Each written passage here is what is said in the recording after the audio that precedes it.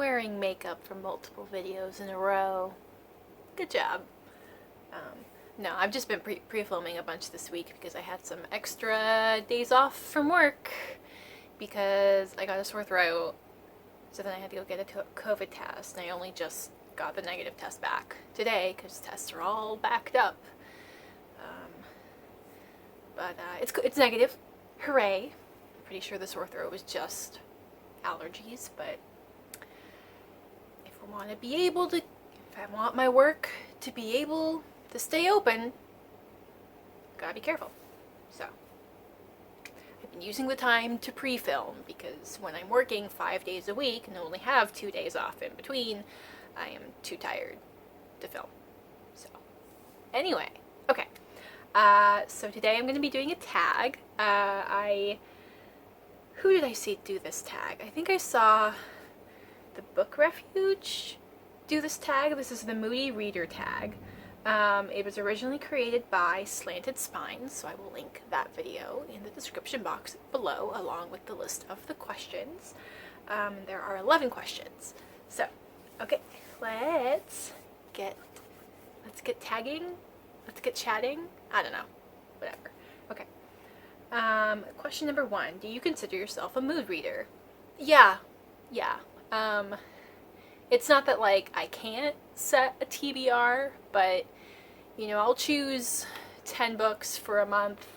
I'll get to 8 or 9 of them, and then I'll have the hankering to continue on with some romance series, and I'll check out the next book in that from my library, or something else will come available from my library, and I'll just want to focus on that instead of what I have available to me. Kind of depends. I mean, if I'm in really good spirits, I'll kind of read whatever.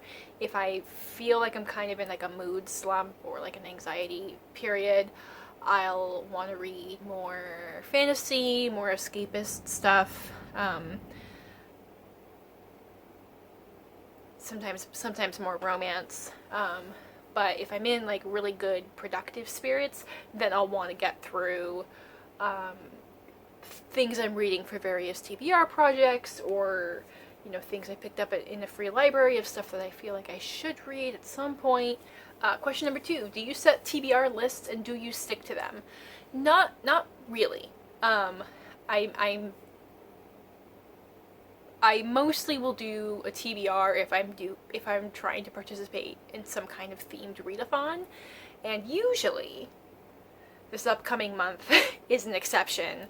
The video for that TBR should already be live, but I have a lot of books on that list. But usually I'll pick out like 4 to 6 books for a month for a themed TBR. And I usually read between like 12 and 16 books a month, I think. I haven't been back at work full-time enough to really know what my full-time reading amount is versus my time off from work reading time. But I don't usually have a strict, fully fleshed out TBR for the whole month. But I am pretty good at sticking to the things I have pulled for myself, especially if they are things that I already have. I think it's more, I guess, maybe like, I don't always set TBRs, but when I do tend to stick to them because I tend to build them in a way that accommodates that leaves room for wanting to read other things. So I guess the answer is a little bit more yes than I initially thought. Interesting. Okay. Question number 3. Do books affect you emotionally? Does the mood of a book rub off on you? A little bit. I tend to need to be very emotionally drawn one way or another by a book. I think if something makes me feel really happy and puts me in a really good mood, I definitely notice that. Or I find this most with nonfictions. If the content of a book makes me mad. So, you know, I tend to read a lot of nonfictions that kind of not so much deal with current events, but deal with like the culmination of things that have led to current events. So, you know, I'm reading about a lot of like sexism and racism and classism, etc., etc. And there's a lot of shit in there that makes me mad. And I think that's kind of why I like to consume that stuff in audiobook, because if I'm reading it physically, I'll like read a sentence that gets me all riled up, and then I will just lose focus and just be consumed with, you know, imaginary arguments in my head, and then realize I've sat there for 15 minutes and I'm still on the same page. So if I'm listening to an audiobook, I kind of have to, the audiobook helps pull my focus along so I just don't get as stuck. Yeah. Question number 4. When you're feeling sad, what do you read? Or do you not read when you're sad? I read all the time. I guess when I'm sad, I am drawn to fantasy or anticipated releases, romance. The smuttier the better, because it's really hard to be in a bad mood when you're reading about sexy fun times, or a reread of a favorite, which I haven't done too often, but like when I started my YouTube channel, when I was still kind of coming out of a lot of like anxiety and depression, I did a reread of a couple of my fantasy favorites on audio, and that was just, there was something very comforting in like knowing how the story is going to progress and knowing that you already enjoy it. Okay. Question number 5. Most often, do you use reading to escape, to learn, or to critically reflect? All three. All three.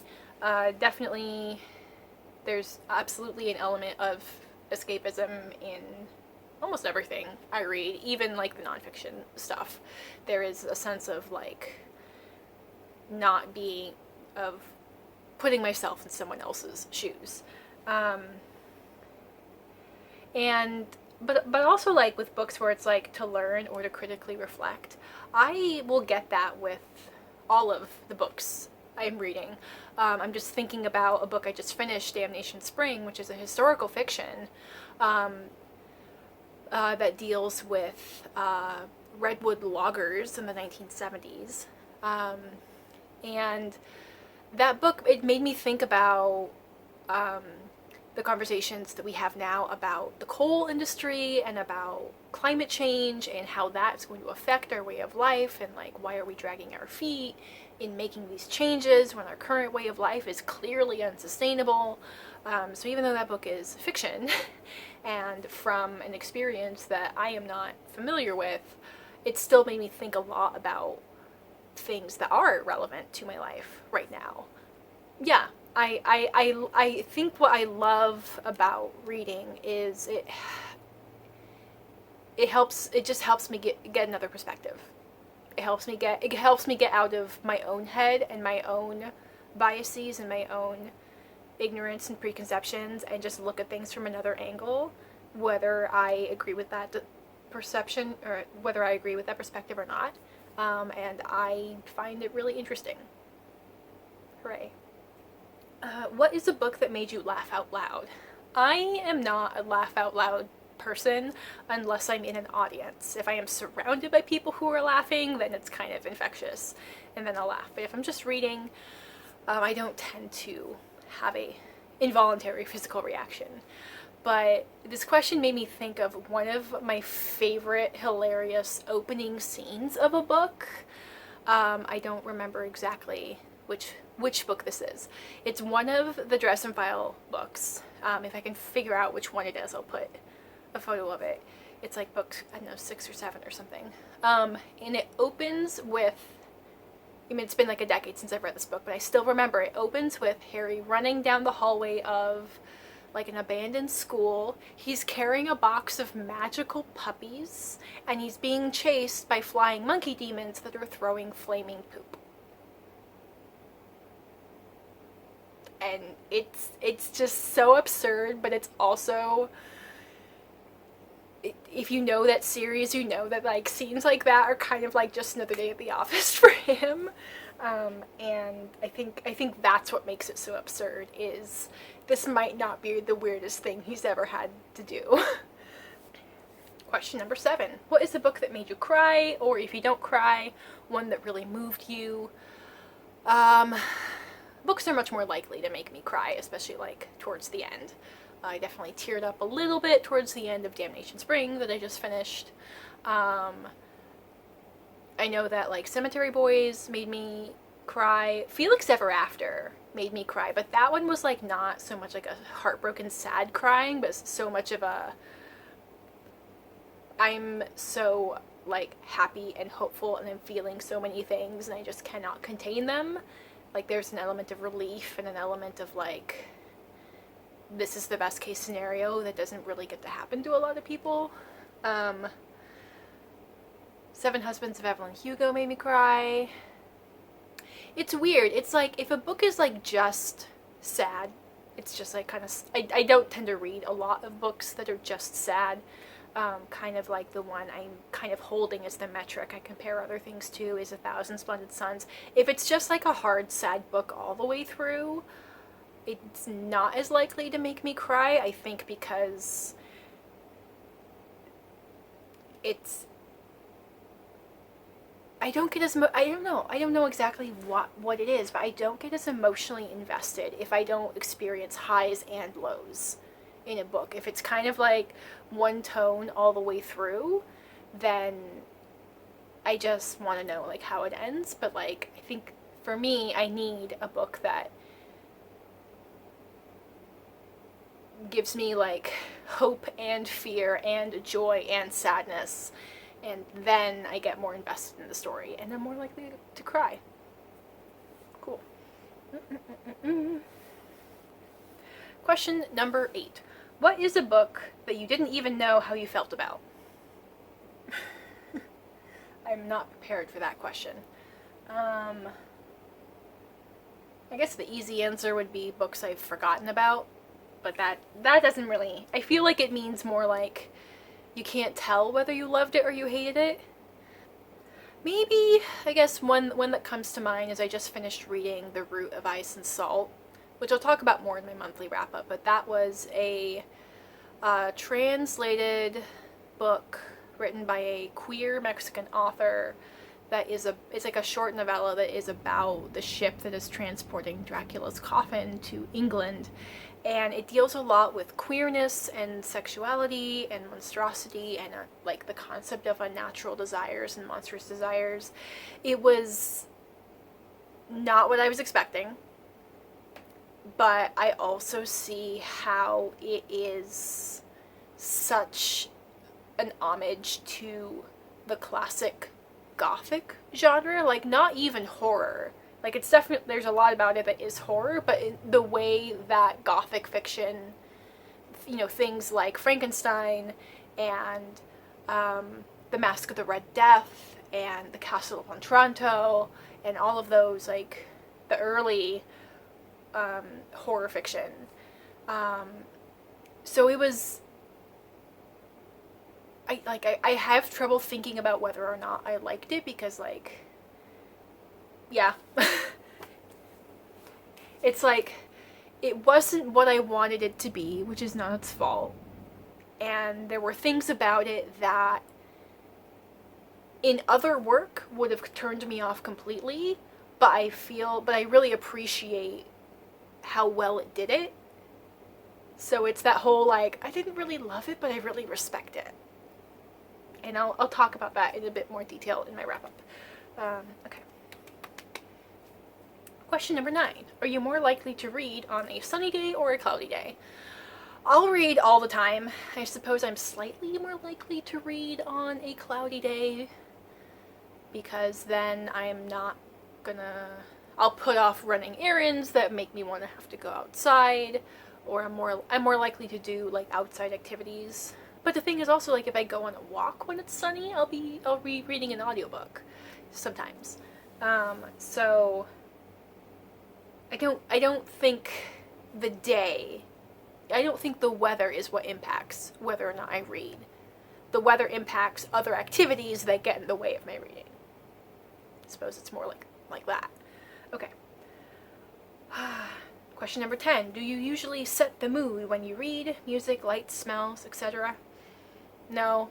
I mean, the most I'll do is make myself a drink, like some tea, or something. Maybe I'll have a snack if I've got something that is book friendly. I really need to go grocery shopping once I'm done with this. Yeah, I you know, other thing. Well, also it's because other things like music or whatever would distract me. I kind of need. I don't need like complete silence, but I need no words. So like, if my partner is watching a show or something, I'll need to come into the bedroom to read, or I'll need to like do an audiobook instead. But no, usually the book is plenty. Question number 10, the last question. Can you leap from book to book, or do you need buffer time between them? Yes,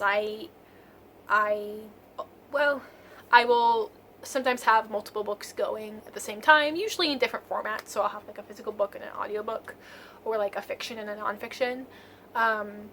And then like as soon as I finish one, like I'll pick up another book the same day. I feel like I'm more likely to be anxious. I feel like the idea of not currently being in the middle of a book actually makes me feel quite anxious. Because so many books, so little time. I must not waste any moments when I could be making my way through my giant TBR. But also, like, I feel like if the question is more about like, do I kind of need to digest a book before I jump into another one? I think yes, and I think it won't make me wait to pick up another book, but it will impact what kind of other book I pick up. So if I've just finished like a really heavy, intricate historical fiction or literary fiction or something, I won't jump into something of a similar caliber. I'll need like a palate cleanser book, like a romance, or like, I'm just thinking of like Dresden Files as like, you know, paranormal, PI investigator, action mystery. Like, it either needs to be like a steamy romance or like the equivalent of a blockbuster action movie where I'm not thinking about big themes and emotional development. I'm just like, what kind of monster are you fighting today? I like this tag. Even though I kind of like went over the questions before, I still like, in answering the questions, it made me think about all of this other stuff, and that was fun. Cool. Anyway, I hope you enjoyed the tag. I hope you have a good rest of your day. I encourage you to go out into the world and be curious.